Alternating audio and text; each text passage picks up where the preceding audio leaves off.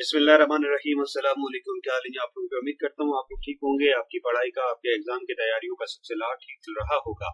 FPSC test preparation के हवाले से जो हम बात कर रहे हैं, उसी सिलसिले में आज हम एजुकेशनल पॉलिसीज की बात करेंगे। एजुकेशनल पॉलिसीज इन पाकिस्तान मुख्तलिफ औकात में मुख्तलिफ जो पॉलिसीज हैं वो आती रही हैं, और इस हवाले से आज के इस लेक्चर में हम ब्रीफली चीजों को आपके साथ शेयर करेंगे। तो सबसे पहले इंट्रोडक्शन कर लेते हैं कि पॉलिसी होती क्या है जी। तो educational policy refers to government decisions, plans and actions that guide the development of education in a country. किसी भी मुल्क में जो गवर्नमेंट के डिसीजन, प्लान्स और एक्शंस जो कि एजुकेशन को प्रमोट करने के लिए, डेवलप करने के लिए उठाए जाते हैं, उनको हम एजुकेशनल पॉलिसी कहते हैं। पाकिस्तान में एजुकेशनल पॉलिसी किस मकसद के लिए बनाई जाती है जी?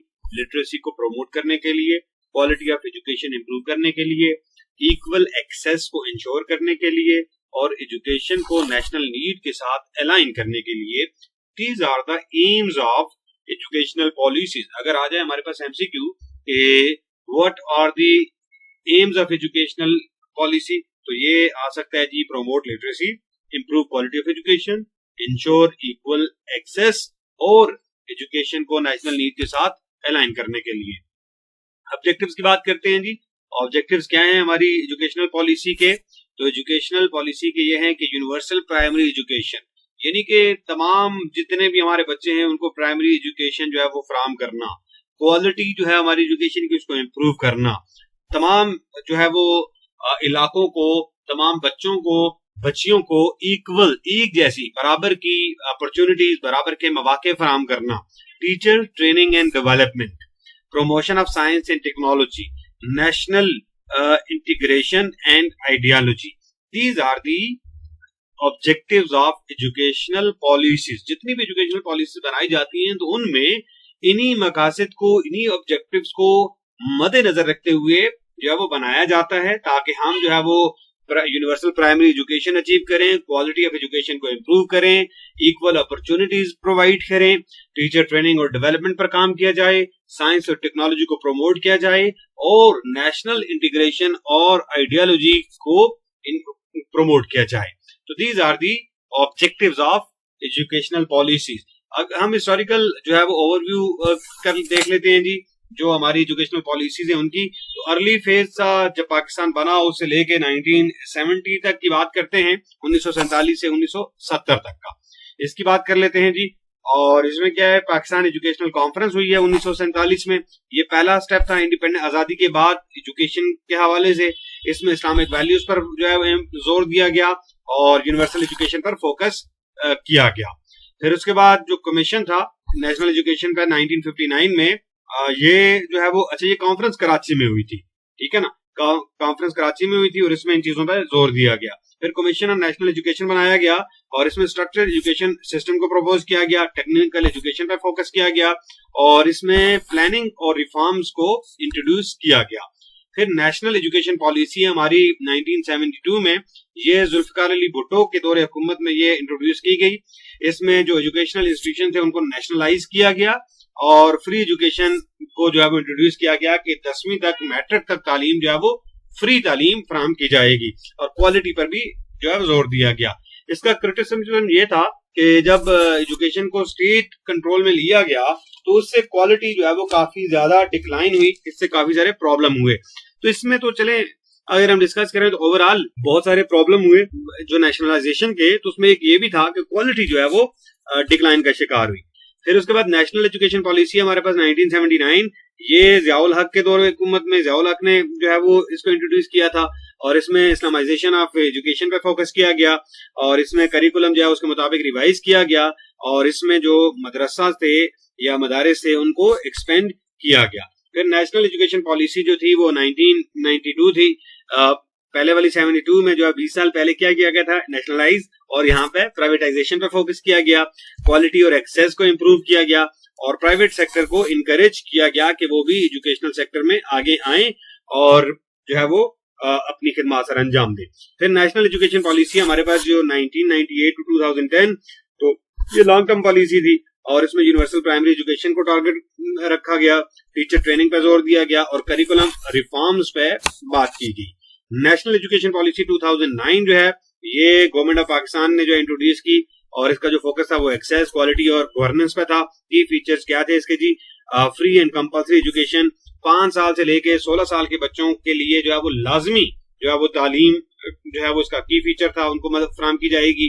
करिकुलम को स्टैंडर्डाइज बुनियादों पर जो है वो इस्तवार किया जाएगा, करिकुलम डेवलप किया जाएगा। टीचर की जो क्वालिटी है, टीचर्स की क्वालिटी, टीचर्स की ट्रेनिंग, इस पर फोकस किया जाएगा।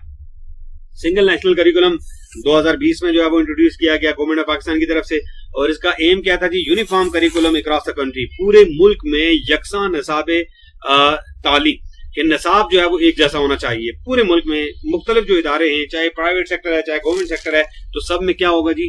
एक जैसा करिकुलम होगा। ये इसका मेन फोकस था। ऑब्जेक्टिव थे जी इक्वलिटी इन एजुकेशन, एक जैसी तालीम, तालीम में बराबरी, मुसावात, reduce disparity between public school, private school and मदरसास। तो बेसिक इसका जो ऑब्जेक्टिव था वो ये था कि जो डिस्पैरिटी है, जो तफावत है, जो तजाद है पब्लिक स्कूल यानी कि गवर्नमेंट स्कूल के दरमियान, प्राइवेट स्कूल के दरमियान और मदरसा के दरमियान जो मदारिस हैं, अब पाकिस्तान में डिफरेंट तरह का जो है वो निज़ाम तालीम है। एक जो है वो गवर्नमेंट के ज़रिए इंतजाम चलने वाले स्कूल हैं, कॉलेजेस हैं, यूनिवर्सिटीज हैं। एक जो है वो पब्लिक जो प्राइवेट सेक्टर है और उसके जरिए इंतजाम चलने वाले स्कूल, कॉलेजेस और यूनिवर्सिटीज हैं। और फिर एक मदारिस का सिस्टम है जो आप ये कहते हैं कि वफाकुल मदारिस है, और इस तरीके से जो है वो मुख्तलिफ जो मकातब फिक्र के लोग हैं वो अपने जो मकातब के जो उनके मदारिस होते हैं उनमें बच्चों को पढ़ाते हैं, उनके बच्चे वहां पर तालीम हासिल करते हैं, दरस निजामी जैसे हो गया, इस तरह की चीजें हैं। तो इनको जो है वो एक स्ट्रीमलाइन करने के लिए यकसा निज़ाम तालीम की बात की गई सिंगल नेशनल करिकुलम 2020 में।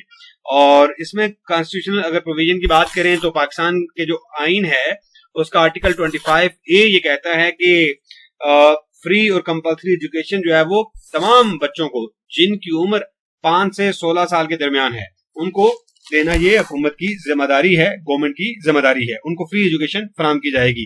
This is the state's responsibility to guarantees free and compulsory education of all the children between 5 to 16 years. तो जिन बच्चों की उम्र 5 से 16 साल के दरमियान है उनको जो है वो मुफ्त जो है वो लाजमी जो एजुकेशन है ये फराहम की जाएगी, और ये हुकूमत की जिम्मेदारी है।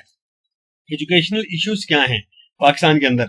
सबसे पहला जो इशू है वो लो लिटरेसी रेट है। बहुत सारी पॉलिसीज बनाई गई, बहुत सारे इकदाम उठाए गए, लेकिन उसके बावजूद जो लिटरेसी रेट है पाकिस्तान के अंदर वो बहुत स्लो है, लो है हमारे यहाँ जो है वो लिटरेसी रेट। पॉलिसीज तो बनाई जाती रही हैं लेकिन इम्प्लीमेंटेशन इसका जो है वो कमजोर रहा है, इम्प्लीमेंटेशन पे काम नहीं किया गया, ये प्रॉपरली इम्प्लीमेंट नहीं की गई। पॉलिटिकल इंस्टेबिलिटी में यह है कि जब आपकी पॉलिटिकली हालात स्टेबल नहीं होंगे तो पॉलिसीज भी हर हुकूमत के साथ क्या होती रही है, चेंज होती रही है। तो ये इसमें फिर कोई भी पॉलिसी प्रॉपरली जो है वो इम्प्लीमेंट नहीं हो सकी। फिर इक्वलिटी नहीं है एजुकेशन के अंदर। पब्लिक, मैंने जैसे आपसे बात की है कि पब्लिक सेक्टर का अलग सिस्टम है, प्राइवेट का अलग सिस्टम है और मदरसा का अलग सिस्टम है, और इन सब के दरमियान बहुत सारा गैप है, बहुत सारा तजाद है, बहुत सारा तफावत है, बहुत सारी डिस्पैरिटी है। तो इनको दूर करने की जरूरत है। फिर बजट कंस्ट्रेंट है जी कि लो जीडीपी एलोकेशन है, हम जो है वो 2 से 3% जो है वो एजुकेशन के लिए हम रखते हैं अपने उसका जीडीपी का जो है 2 to 3%, जो कि बहुत लो है, और जो हमारी नीड्स हैं, जो हमारी आबादी है उसके मुताबिक ये नहीं है, जिसकी वजह से हम एजुकेशनल सेक्टर को इतना आगे नहीं लेके जा सके और पॉलिसी को भी प्रॉपरली इंप्लीमेंट नहीं हो सका, और हमारा लिटरेसी रेट भी जो है वो कम ही रहा। टीचर ट्रेनिंग इश्यूज हैं, तो प्रोफेशनल डेवलपमेंट के कोई मौके नहीं है, कोई इस तरह के प्लान नहीं है कि हमारे जो टीचर्स हैं उनको ट्रेन किया जा सके। तो अचीवमेंट क्या है जो एजुकेशनल पॉलिसीज की, उनकी बात कर लेते हैं। तो इसमें एजुकेशनल इंस्टीट्यूशन को एक्सपेंड किया गया, पूरे मुल्क के तूल अर्ज में सरकारी सतह पर जो है वो एजुकेशनल इंस्टीट्यूशन का कयाम अमल में लाया गया, एनरोलमेंट रेट को बढ़ाया गया, प्राइवेट सेक्टर की ग्रोथ हुई है, प्राइवेट सेक्टर को जो है वो इन्वॉल्व किया गया, मॉडर्न करिकुलम को जो है इंट्रोड्यूस करवाया गया, आईटी और डिजिटल एजुकेशन पे फोकस किया गया, और आईटी और जो डिजिटल एजुकेशन है उस पर जो है वो काफी काम हुआ है पाकिस्तान में। तो these are the achievement of educational policies. फिर रिसेंट जो ट्रेंड्स हैं या रिफॉर्म्स उनकी बात करते हैं तो डिजिटल लर्निंग इनिशिएटिव बहुत सारे लिए गए हैं, बहुत सारी यूनिवर्सिटीज डिस्टेंस लर्निंग के जो इदारे हैं वो कायम किए गए हैं, मुख्तलिफ यूनिवर्सिटीज के प्रोग्राम हैं, मुख्तलिफ कोर्सेज जो है वो अनाउंस किए गए हैं गवर्नमेंट की तरफ से, ताकि जो है वो लोगों तक डिजिटल लर्निंग के जो समरात हैं वो पहुंचाए जा सके। करिकुलम को स्टैंडर्डाइज करने की कोशिश की गई है जी, सिंगल नेशनल करिकुलम बनाया गया है कि पूरे मुल्क में एक जैसा जो है वो करिकुलम होगा। Focus on stem education, science, technology, engineering और मैथमेटिक्स, इन पे जो है वो फोकस किया जा रहा है। टीचर ट्रेनिंग रिफॉर्म्स लाई जा रही हैं, पब्लिक प्राइवेट पार्टनरशिप के तहत जो है वो इकदाम उठाए जा रहे हैं ताकि जो एजुकेशनल सेक्टर है उसको जो है वो बेहतर किया जा सके, उसको इम्प्रूव किया जा सके।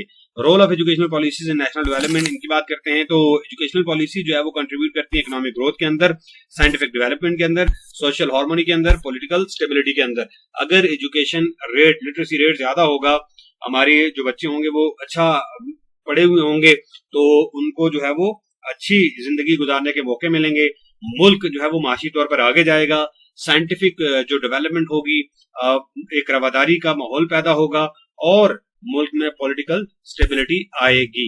These are the role of educational policies in national development. Suggestion की अगर हम बात कर लेते हैं कि अगर इस ओवरऑल जो चीजें हमारी जो हमने प्रॉब्लम्स डिस्कस किए हैं तो उनका सोल्यूशन क्या है, तो एजुकेशन बजट को इंक्रीज किया जाए, प्रॉपर जो इम्प्लीमेंटेशन ऑफ पॉलिसीज है उसको इंश्योर किया जाए, टीचर ट्रेनिंग को इम्प्रूव किया जाए, इनइक्वालिटी को रिड्यूस किया जाना चाहिए, जो है वो रिसर्च कल्चर को प्रमोट होना चाहिए और जो मॉनिटरिंग सिस्टम है उसको स्ट्रेंथन करें तो ओवरऑल जो सिचुएशन है उसमें बेहतरी आ सकती है। शॉर्ट टर्म जो हम एग्जाम पॉइंट की बात कर लेते हैं कि 1947 में पहली जो एजुकेशनल कॉन्फ्रेंस हुई थी कराची में, 1972 में नेशनलाइजेशन आ गया, 1979 में इस्लामाइजेशन आ गई और प्राइवेटाइजेशन आ गई, 1992 में 20वीं सदी में 2009 में जो आई थी उसमें एक्सेस, क्वालिटी और गवर्नेंस इन पे फोकस किया गया और 2020 में सिंगल नेशनल करिकुलम पे बात की गई और आर्टिकल 25A जो है वो ये कहता है कि राइट टू एजुकेशन है। 5 से 16 साल के जितने भी बच्चे हैं और उनके लिए उनको लाजमी जो तालीम की फरामी है वो गवर्नमेंट की जिम्मेदारी है।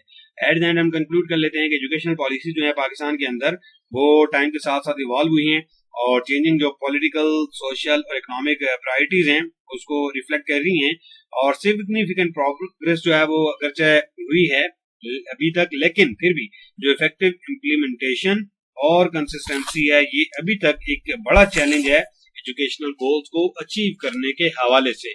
और अभी तक इस चीज की जरूरत महसूस की जा रही है कि हम पॉलिसीज बना दें लेकिन पॉलिसीज को इम्प्लीमेंट भी करें। हमारे यहाँ मसला ये होता है कि पॉलिसीज बन जाती है लेकिन वो इम्प्लीमेंट नहीं हो पाती। तो ये कुछ चीजें हमने आपके साथ डिस्कस की हैं, उम्मीद करते हैं आपके लिए फायदेमंद साबित होंगी। हमारी नेक दुआएं, हमारी नेक तमन्नाएं आपके साथ हैं। अल्लाह ताला आप सबको कामयाब करे। Wish you all good luck. Thank you very much.